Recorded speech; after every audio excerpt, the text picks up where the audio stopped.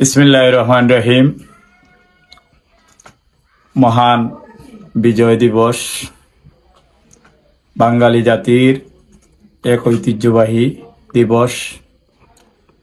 এই দিবস আমাদের বহু মা বোন ভাইদের রক্তের বিনিময়ে অর্জিত হয়েছে।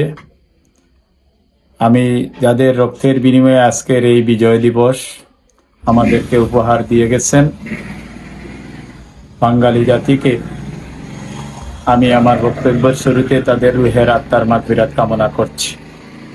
পাশাপাশি আমি বলতে চাই, বিজয় দিবস আজকে আমরা মুক্তভাবে পালন করতে যাচ্ছি।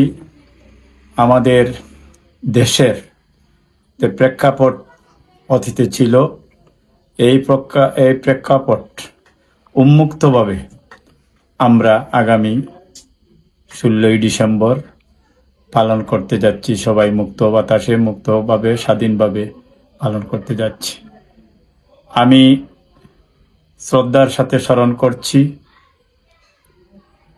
এই বাংলাদেশ স্বাধীন করতে যে মানুষটি এই বাংলার মানুষকে গণতন্ত্র পুনরুদ্ধারের যুদ্ধ করে গণতন্ত্র স্বীকৃতি দিয়ে গেছেন, বহুদলীয় গণতন্ত্রের প্রবক্তা, মহান স্বাধীনতার ঘোষক মেজর জেনারেল জিয়াউর রহমান সাহেবকে আজকে শ্রদ্ধা ভরে স্মরণ করছি। পাশাপাশি আমি বলতে চাই, এই বিজয়ের মাস যেন বাংলার সকল মানুষের জন্য আনন্দের উৎসবের হয়, এটা আমি কামনা করছি। আমি বিশেষ করে গোলাপগঞ্জ উপজেলার সর্বস্তরের মানুষকে এই বিজয় দিবস পালন করার শান্তি শৃঙ্খলা মতে পালন করার জন্য বিনয়ের সাথে অনুরোধ করছি। আমি এই বিজয়ের মাসে বিশেষ করে আমার গোলাপগঞ্জ সদর ইউনিয়নবাসীর সকলকে আমি শ্রদ্ধা ভরে স্মরণ করছি এবং শুভেচ্ছা জানাচ্ছি।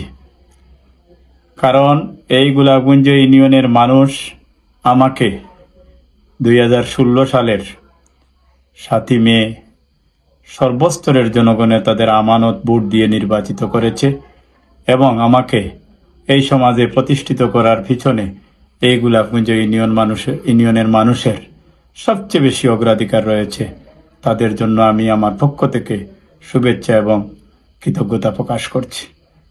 আমি এই বিজয়ের মাস সবার জন্য সুখের মাস হোক এবং এই বিজয়ের মাস যেন শান্তিপ্রিয় এই সকলে বিজয় দিবস পালন করতে পারে।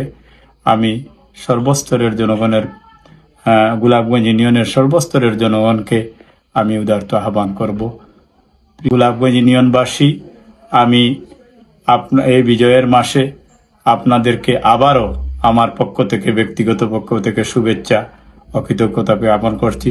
পাশাপাশি আমি বলতে চাই, এই বিজয়ের মাসে যেন দোয়া করি সকলের ভবিষ্যৎ জীবন যেন সুন্দর এবং সুখময় হয়, এই আশায় প্রত্যাশা রেখে আমার বক্তব্য এখানে শেষ করছি। আসসালামু আলাইকুম ওয়া রাহমাতুল্লাহি ওয়া বারাকাতুহু।